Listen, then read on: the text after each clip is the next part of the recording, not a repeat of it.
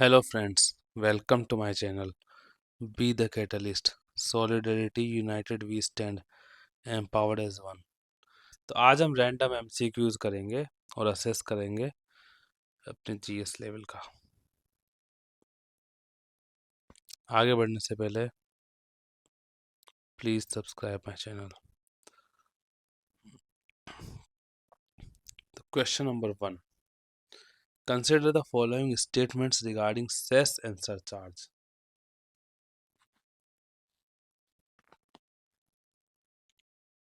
Question number 1 है कि consider the following statements regarding cess and surcharge. A cess imposed by, और हमें ये देखना है how many of the above statement are correct. पहला पॉइंट तो कि क्या ढूंढना है, चार स्टेटमेंट दिए गए हैं, इसमें करेक्ट कौन कौन से हैं। हाउ मैनी कितने हैं। First, a cess imposed by the central government is a tax on tax levied by the government for a specific purpose. Second, surcharge is charged on the tax already paid. Third, the center need not share both cess and surcharge within states. Fourth, the proceeds collected from the surcharge and cess form part of the public account of India. How many of the above statements are correct? इसमें ये नहीं बोला कौन कौन से हैं, कितने हैं, only one, only two, only three या ऑल फोर। चेक करते हैं। Cess impose on the central government of the tax on tax levied by the government for specific purpose. बिल्कुल सही बात है, सेस है जो सेंट्रल गवर्नमेंट द्वारा लगाया जाता है। It is a tax on tax levied by the government for a specific purpose. And surcharge is charge on the tax already paid. Surcharge charge charge on tax already paid, ये भी correct option है। Third, the centre need not share both cess and surcharge with it states, ये बिल्कुल correct है। Centre के पास इस पर authority होती है। सेस जो स्पेसिफिक पर्पज के लिए लिया जाता है, सरचार्ज टैक्स पर लिया जाता है, और centre need not share both cess and surcharge with states, and the proceeds collected from surcharge and cess form part of the public account of India, ये गलत ऑप्शन है। ये पब्लिक अकाउंट ऑफ इंडिया नहीं है, ये है consolidated fund of India. तो option 1, 2, 3 are correct, 4 is false, तो only 3 option are there, that's it. तो C is the right option. Explanation पढ़ लेते हैं। A cess imposed by the central government. Cess imposed by the central government is a tax on tax levied by the government for a specific purpose. Generally, cess is expected to be levied till the time the government gets enough money for that purpose. तो cess है central government द्वारा impose किया जाता है, which is tax on tax levied by the government for a specific purpose until the time of the government gets enough money for that purpose. तो ये तो हो गया cess. Next surcharge. Surcharge is a charge on any tax. Surcharge which is charge on any tax, charge on the tax already paid. As the name suggests, surcharge is an additional charge or tax. The main surcharges are on personal income tax, on high income slabs, and on super rich, and on corporate income tax. ये हो गया surcharge के बारे में। तो cess central government tax on tax levied by the government for specific purpose and expected to be levied till the time the government gets enough money for that purpose. Surcharge is a charge on any tax charge on the tax already paid. Name suggests surcharge is an additional charge or tax. The main surcharge are personal income tax or high income slabs or super rich and or corporate income tax. Next, another major feature of cess, like surcharges, is that center need not share it with states. दोनों में similarity क्या है कि cess और surcharge ये दोनों ऐसे charges हैं जो सेंटर इम्पोज करती है और need not share with it states. The proceeds collected from a surcharge and a cess levied by the union form part of the consolidated fund of India. Very important point. तो question में लिखा था कि part of the public account of India, तो ये गलत है, ये form the part of the consolidated fund of India. चलते हैं नेक्स्ट क्वेश्चन पे। Question number 2, Consider the following statements. Shrimp farming is an aquaculture based activity to produce shrimp for human consumption. Shrimp farming cannot be held in areas having saline underground water not fit for agriculture, and the government provides assistance to shrimp farming under Pradhan Mantri Matsya Sampada Yojana. How many of the statements given above is or are correct? तो बताने correct कौन कौन से, तो shrimp farming is aquaculture based activity, correct. To produce shrimp for human consumption, that is correct. Shrimp farming can not be held in area having saline underground water not fit for agriculture, ये गलत है. वहाँ पे जो saline में है वहाँ पे श्रिम्प होता है, और जो water not fit for agriculture है वहाँ पे भी श्रिम्प होता है, क्योंकि मरीन वाटर या सलाइन वाटर तो नॉट फिट फॉर एग्रीकल्चर है ही, लेकिन श्रिम्प फार्मिंग तो वहाँ होती है. तो कॉमन सेंस की बात है, तो पहला भी कॉमन सेंस से हो गया, सेकंड भी कॉमन सेंस से हो गया.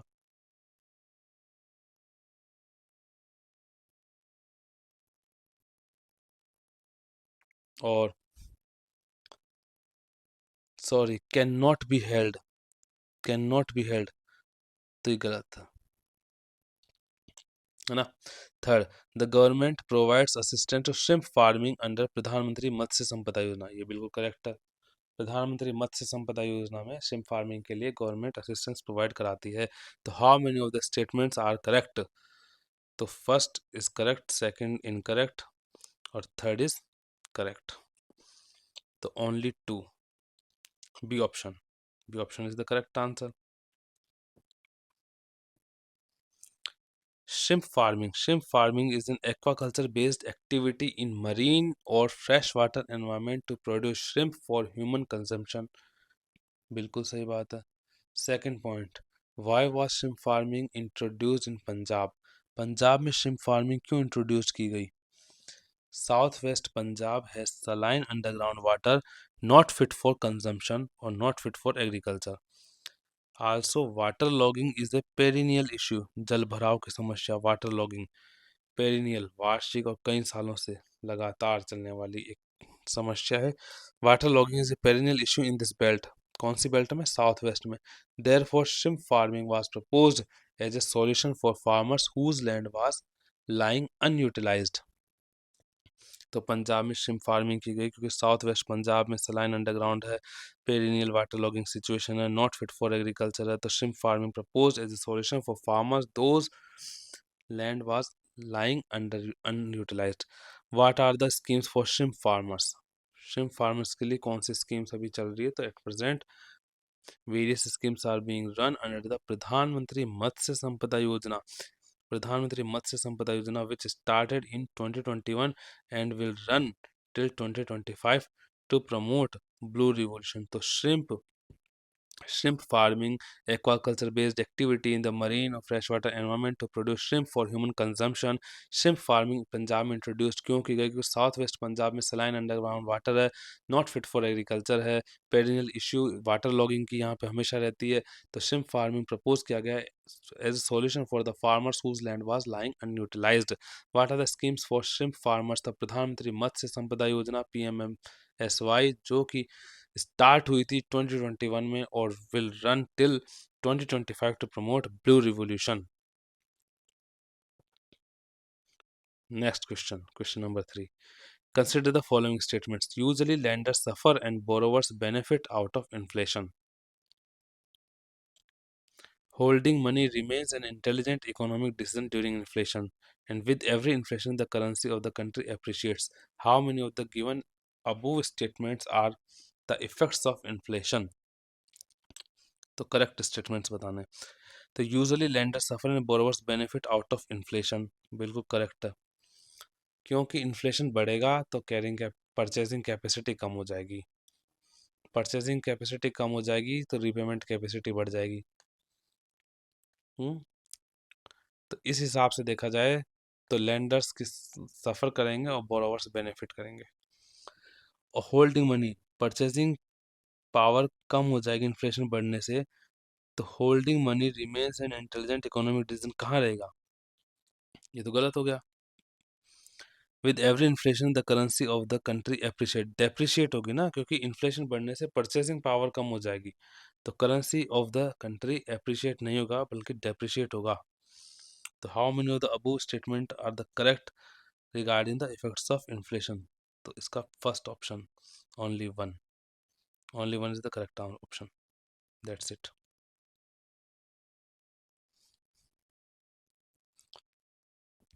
Inflation redistributes wealth from creditors to debtors. Lenders suffer and borrowers benefit out of inflation. Okay. The opposite effect takes place when inflation falls. मतलब डिफ्लेशन. डिफ्लेशन के समय क्रेडिटर्स और लैंडर्स बेनिफिट करेंगे और borrowers सफर करेंगे डिफ्लेशन में. Inflation में उल्टा होता है. Holding money does not remain an intelligent economic decision because money loses value with every increase in inflation. ये बिल्कुल सही बात है. And fourth, which with every inflation, the currency of the economic depreciates, loses its exchange value in front of a foreign currency, provided it follows a flexible currency regime. तो ये भी सही point है. Next. Consider the following statements about the Bureau of Indian Standards. Bureau of Indian Standards के बारे में बताना है. It is the national standards body of India. Correct. Second, it works under the aegis of the Ministry of Commerce and Industry. And third, it also works as WTO agreement on technical barriers to trade. TBT inquiry point of for India. How many of the statements are correct? It is the national standards body of India. BIS. Absolutely correct. जो ISI mark है. It works under the aegis of the Ministry of Commerce and Industry. No, no, no, no. It's wrong. And it also works as WTO agreement or technical barrier to trade. Inquiry point of India. That is correct. So only two of how many statements are correct? Only two. B is the right option.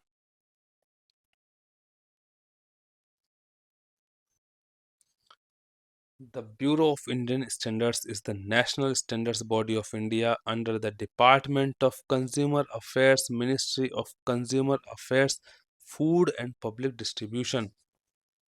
तो जो BIS है, bureau of Indian standards है, under the aegis of ministry of commerce and industry नहीं, under the department of consumer affairs, ministry of consumer affairs, food and public distribution. ये बिल्कुल सही बात है. Second point, it was established by the Bureau of Indian Standards Act 2016, which came into effect on 12th of October 2017. And it also works as a WTO agreement on technical barriers to trade, TBT. Inquiry point for India. Correct. Question number 5. Consider the following statements about National Bank for Agriculture and Rural Development. It is an apex regulatory body for the overall regulation of regional rural banks and apex cooperative bank in India. Correct. NABARD is the apex regulatory body for the overall regulation of regional rural banks, RRBs, and cooperative banks in India. It is true. It was established on the recommendation of B. Sivaraman's committee. It is true. And third, it is under the jurisdiction of the Ministry of Finance, Government of India. It is also correct. How many above statements are correct? All three. Option C. National Bank of Agriculture and Rural Development, NABARD, is an apex regulatory body for overall regulation of regional rural banks and apex cooperative banks in India. It is under the jurisdiction of Ministry of Finance, Government of India. Important. NABARD से question आता ही रहता है exam में, economy से. NABARD is an apex regulatory body for the overall regulation of regional rural banks and apex cooperative banks in India. It is under the jurisdiction of Ministry of Finance, Government of India. The bank has been entrusted with matters concerning policy, planning and cooperation in the field of credit for agriculture and other economic activities. Agriculture and other economic activities in rural areas in India. ठीक है. Matter concerning policy, planning and operation. NABARD का काम क्या है? Matters concerning policy, planning and cooperation in the field of credit for agriculture and other economic activities in rural areas in India. NABARD is active in developing and implementing financial inclusion. NABARD was established on the recommendation of B. Sivaraman Committee on the 12th of July 1982, very important date, to implement the National Banks of Agriculture and Rural Development Act 1981. Next, question number 6. Who among the following is known as the father of Green Revolution of India? Norman E. Borlaug, Lal Bahadur Shastri, M.S. Swaminathan और Dilbag Singh Athwal. The father of Green Revolution in India. इसका सही option है M.S. Swaminathan. Mankombu Sambasivan Swaminathan, M.S. Swaminathan, who passed away recently, played a crucial role in heralding the Green Revolution that helped India combat food insecurity. M.S. Swaminathan 1925 से 2023 में passed away recently, crucial role in heralding the Green Revolution helped India to combat food insecurity. Question number 7. Consider the following components: high yield varieties of seed, farm mechanization, command area development, land reforms, supply of agriculture credit. How many of the above describe in 1960s era Green Revolution's main element? The father of Green Revolution in India, M.S. Swaminathan. अब 1960 के time में जो green revolution आया था M.S. Swaminathan के द्वारा, वो कौन कौन से कंपोनेंट पे उसमें काम किया गया था? HYV seeds, farm mechanisation, command area development, land reform, supply of agriculture credit. तो ये कितने 5 पॉइंटों में से कितने पॉइंट है जो करेक्ट है? ये पांचों ही पॉइंट करेक्ट है. Okay, all of the above. The green revolution was not confined to only high yield variety seeds and fertilizers, but also encompassed every technique to boost agricultural productivity in the nation. Briefly, some of the important components of the Green Revolution of India in India are as follows: high yield variety seeds of high yield varieties of seeds. Second, irrigation, surface irrigation, ground irrigation पर काम किया गया. Use of fertilisers, chemicals fertilisers का use किया गया. Use of insecticides and pesticides. Command area development, consolidation of holdings, land reforms, supply of agriculture credit, rural electrification, rural road and marketing, farm mechanisation and agriculture universities. तो ये सब 12 point है जिन पे काम किया गया था ग्रीन रिवोल्यूशन के लिए. Okay. HYV of seeds, irrigation, surface और ग्राउंड, फर्टिलाइजर्स, केमिकल फर्टिलाइजर्स का यूज किया गया, insecticide, pesticide, command area development, consolidation of holding, land reform, supply of agriculture credit, rural electrification, rural road and marketing, farm mechanisation and agriculture universities. Question number 8. Consider the following statements. The President of India can summon a session of Parliament at such place as he thinks fit. Correct. The Constitution of India provides for 3 sessions of the Parliament in a year, but it is not mandatory to conduct all the sessions. There is no minimum number of days that the Parliament is required to meet in a year. How many statements are correct? First option तो correct है. No minimum number of days Parliament session required to meet in a year. 1 and 3. इसमें तो ये बताया गया कि 2 session के बीच 6 month से ज़्यादा टाइम नहीं लगना चाहिए. That's it. Option 1 and 3 B option is the correct option. Article 85(1) of the Constitution empowers the President to summon each House of Parliament to meet at such time and place as he thinks fit, but 6 months shall not intervene between its last sitting in one session and the date appointed for its first sitting in the next session. Article 85(1) of the Constitution empowers the President to summon each House of Parliament to meet at such time and place as he thinks fit, but 6 months shall not intervene between its last sitting in the one session and the date appointed for its first sitting in the next session. 6 महीने ज़्यादा time नहीं लगना चाहिए. तो 3 session की तो जरूरी नहीं है, लेकिन ये बताया गया है कि 2 सेशन में 6 महीने ज़्यादा का टाइम नहीं लगना चाहिए। About the special session, the term special session is not defined in the constitution, define नहीं की गई है, but is often use for session convened for specific occasion और कमेमोरेटिंग माइलस्टोन्स। स्पेसिफिक ओकेजन पे और कमेमोरेटिंग माइलस्टोन को याद रखने के लिए स्पेशल सेशंस का यूज़ किया जाता है, और इसे कॉन्स्टिट्यूशन में कहीं भी डिफाइन नहीं किया गया है। Special session, the term special session में refer to the sessions convened for the specific occasion और purposes often with limitation of parliamentary procedures. Presiding officers chair this session. Special session जो स्पेसिफिक ओकेजन पे और कॉमेमोरेटिंग milestones पे बुलाया जाता है, और इनको चेयर कौन करता है? जो प्रिजाइडिंग ऑफिसर है वही इनको चेयर करता है। इमरजेंसी प्रोविजन, आर्टिकल 352 में लिखा गया है, emergency provision special sitting of the house in the context of a proclamation of emergency. If parliament is not in session, 1/10 of the Lok Sabha MP can request a special meeting to disapprove an emergency. Determining parliamentary sessions, the government through the cabinet committee on parliamentary affairs decide the decide when parliament meets, session date and duration.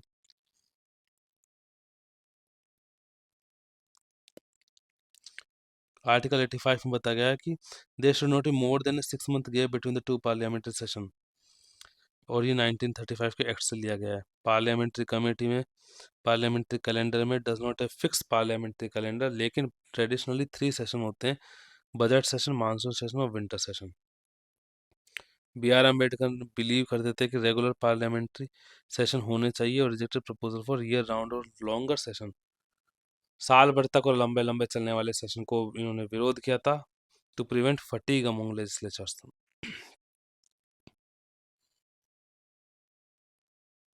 Okay, चले question number 9। World's richest monazite from which thorium is mainly obtained deposits in India are located in Kerala, Gujarat, Assam और कर्नाटका। जो मोनोजॉइट का जो richest source है world में, जो कि thorium, जिससे थोरियम निकाला जाता है, ये इंडिया में कहाँ पे डिपॉजिट है? इसका सही ऑप्शन है ए, Kerala.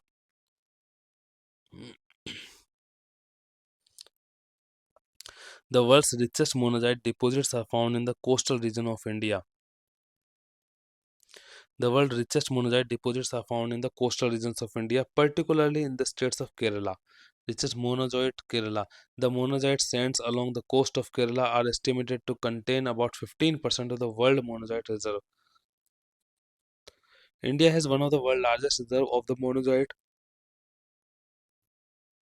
with deposit estimated to be around 12 million tons. However, the use of monazoite in India is largely restricted due to its radioactive content, as thorium is a radioactive element.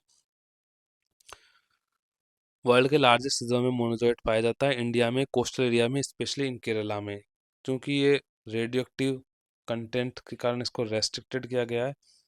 Thorium radio active element.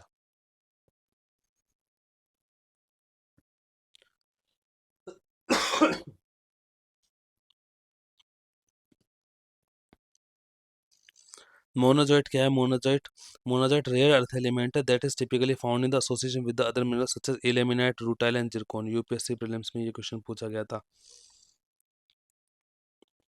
Rare earth metal के example ilmenite, rutile, zircon, or monazite.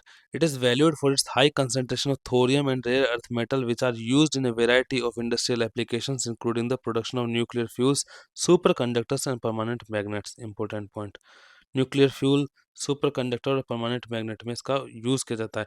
It is compose mainly from the element cerium, lanthanum, neodymium and thorium. Monazite compose किया जाता है किस किस से? Compose mainly of elements में क्या क्या होते हैं? Cerium, lanthanum, neodymium and thorium. Okay. India में monazite primarily use for the extraction of thorium which is an important fuel for nuclear reactors. India has been a significant nuclear energy program, and thorium based reactors are being developed as a safer and more efficient alternative to traditional uranium based reactors. Uranium based reactors की जगह India traditional uranium based reactor की जगह India thorium based reactors को develop कर रहा है। Other countries with significant monazite deposit क्या है? ब्राज़ील है, ऑस्ट्रेलिया है, Malaysia, Vietnam, south Africa. Next question number 10. Which of the following characteristics of the Zaid season? Short duration summer cropping season beginning after the harvesting of Rabi crop. Some of the crops produced during this season are watermelon, muskmelon, cucumber, vegetable, and fodder. And this type of distinction in the cropping season does not exist in the southern part of the country. कौन कौन सा character? All. Sorry. Short duration summer cropping season है beginning the harvesting of Rabi. और watermelon, muskmelon, cucumber, vegetable fodder crops इसमें उगाई जाती है। और क्रॉपिंग सीजन ये southern part of the country में नहीं पाया जाता है। तो ऑल करेक्ट 1 2 3। जायद is a short duration summer cropping season beginning after the harvest of the rabi crop. खरीफ, फिर रबी और फिर जायद। Hence statement 1 is correct. In between the rabi and the kharif season there is a short season during the summer months known as जायद season. रबी, जायद और खरीफ। जायद में क्या कहते हैं? Watermelon, muskmelon, cucumber, vegetable and the fodder crop, sugar cane almost a year taken to grow. And Zayed crops require warm, dry weather. Zayed crops require warm, dry weather for major growth periods and longer day length for flowering and fruiting. Warm, dry weather, Zayed important. Warm dry weather, तो dry नहीं होता southern part में। उसके अलावा longer day length for flowering and fruiting. Such type of distinction cropping season does not exist in the southern part of the country. Hence, statement 3 is correct. Next question. Ancient site Kiladi recently seen in the news. Consider the following statement Kiladi के बारे में. It is an urban civilization site of the Sangam era in Tamil Nadu and it is located along the Vega River. Both A and B. Kiladi. Khiladi एक ancient site है urban civilisation की संगम era की तमिलनाडु में मिलती है और ये along the वेगई river है तो both and 1 and 2 correct. Kiladi excavation site located along the Vega River, ancient settlement dating back to the Sangam age. It is currently under the excavation by the Tamil Nadu State Department of Archaeology and Archaeological Survey of India, located about 12 kilometers southeast of the temple city of Madurai. Kiladi कहाँ पर है? 12 kilometers southeast of the temple city of Madurai. The site has revealed evidence that supports the existence of the urban civilization during the Sangam age, providing valuable insights into the ancient history of Tamil Nadu. Urban civilisation है, Sangam as में है, तमिलनाडु पर है और किलाड़ी वेगे river के bank पर है, एंशियंट सेटलमेंट है। The Khiladi excavation site holds great significance as it helped to push back the timeline of the Sangam age 800 BC based on the archaeological findings. This is a significant discovery as it provides the new insight into the ancient history of Tamil Nadu. Keeladi Tamil Nadu में Vaigai river के समीप है, Sangam era, urban civilization, potential to provide vital evidence that can help to bridge the gap between the Iron Age 12th century से BC से 6th century BC and the early historic period 6th century BC से 4th century BC के बीच के gap को bridge करने में खिलाड़ी potential role निभा सकता है. The finding from Kiladi site can help shed light on the cultural development and societal changes that occurred during this critical period in ancient Tamil Nadu. Cultural development और societal changes के बारे में ज़्यादा ये focus करता है, ज़्यादा जानकारी मिलती है किलाड़ी से. Consider the following statement with reference to the dryland farming. Dryland farming is the largely confined to the regions having annual rainfall less than 100 centimeter, and these regions grow hardy and drought-resistant crops such as the ragi, bajra, moong, gram, and guar. Okay, तो dry land less than 100 centimetre और Hardy drought resistant crop तो ये तो है ही, तो second option is correct. On the basis of the main source of moisture for crops, Farming can be classified as irrigated or rain-fed. Barani. Irrigated or rain-fed. Rain-fed farming is further classified on the basis of the adequacy of soil moisture during the cropping season into the dryland and wetland farming. Rain-fed or irrigated. Rain-fed में dryland or wetland farming. Dryland farming is largely confined to regions have an annual rainfall less than 75 centimeter.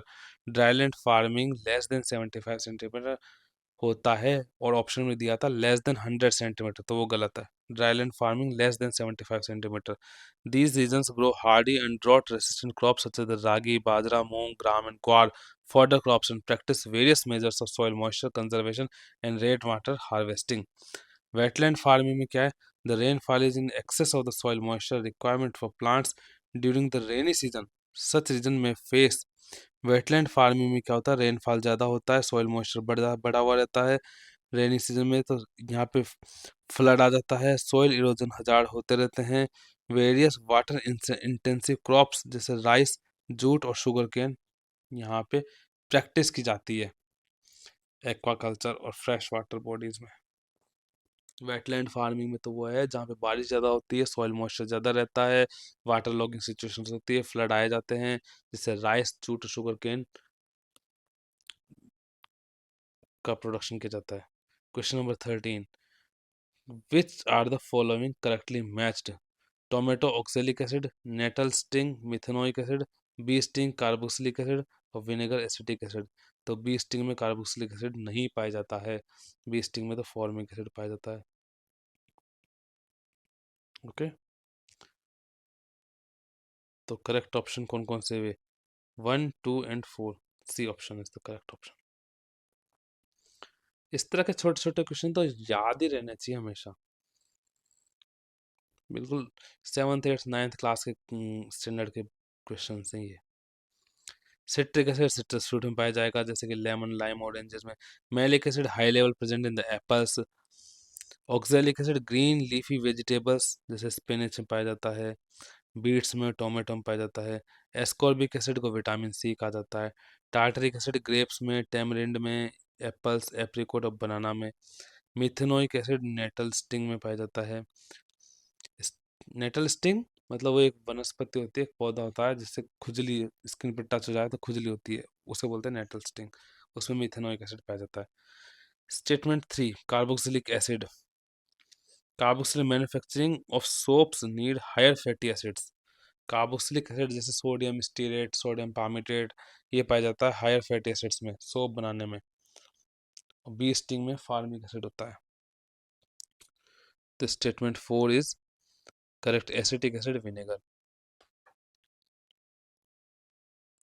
Next. Prachi Valley civilization, which is believed to have happened before Harappa and Mohenjo-daro, is believed to have majorly been which of the following states? Prachi valley civilisation जो कि हड़प्पा मोहनजोदाड़ो से पहले की है, ये किस state में पाई गई है? मध्य प्रदेश, आंध्र प्रदेश, ओडिशा, झारखंड. इसका करेक्ट ऑप्शन है प्राची वैली सिविलाइजेशन. बस प्राची वैली सिविलाइजेशन कहाँ की है? तो ओडिशा की है. B option is the correct option.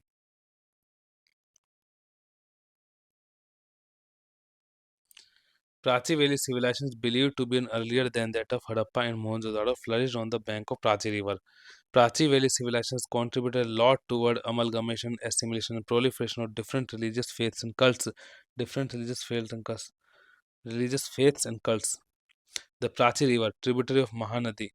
Prachi river क्या है? Tributary of Mahanadi. Prachi tributary of Mahanadi. बस इतना पता हो तो पता ही चल गया महानदी है तो Odisha. Originate about 10 kilometers away from the Bhubaneswar, the river flows through the Puri, Khurd, Cuttack, Jagat Singh, Jagatsinghpur districts, and it is the region that is called Prachi Valley. अब इसका न्यूज में क्यों आया? The archaeological survey of India ASI has discovered pottery pieces and tools made of stones and bones believed to be the pre-Christian era from a mund in Jalalpur village of Cuttack district. Prachi Valley civilization believed than that of before of Harappa and Mohenjo-daro. Amalgamation, assimilation, proliferation of different religious faiths and cults on the Prachi River. Prachi Valley civilization on the Prachi River. Prachi River is the tributary of Mahanadi. originate from the 10 km away from Bhubaneswar. Okay. Next, consider the following statement regarding Arya Samaj. Arya Samaj is the Hindu reform movement that was founded by Swami Dayanand Saraswati. Arya Samaj does not believe in the authority of the Vedas. The central objectives of the Arya Samaj is to eradicate ignorance, poverty, and injustice from the earth. How many statements are correct? Arya Samaj Hindu reform movement that was founded by Dayanand Saraswati. Absolutely correct. Arya Samaj does not believe in the authority of Veda. That is absolutely false. Arya Samaj के founder Swami Dayanand Saraswati उन्होंने बोला back to the Vedas, वेदों की ओर लौटो। तो फिर does not believe कैसे होगा? ये तो बिलीव करते थे। और central objective Arya Samaj to eradicate ignorance poverty and justice from the earth, ये true. How many statements are correct? First and third, only to.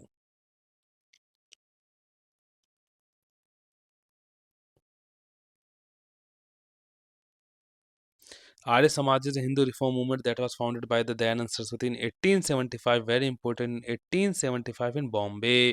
The movement believes in the infallible authority of the Vedas.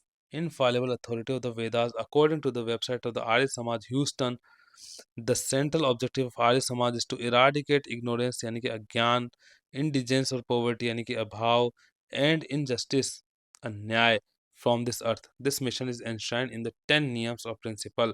10 नियम और principles में बताया गया है कि अज्ञान, ignorance, अभाव, poverty और अन्याय, injustice के against में. This website says that contrary to the misconception, Arya Samaj is neither a religion nor a new sect in the Hindu religion. Arya Samaj is not a religion nor a sect in the Hindu religion. Okay, members of the Arya Samaj believe in the one God and reject the worship of idols.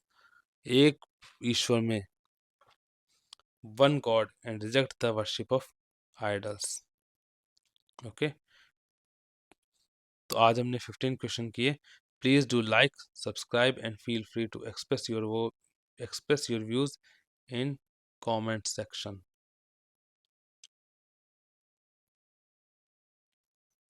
Please do like, subscribe and share. Be the catalyst. 111. Thank you for watching this video.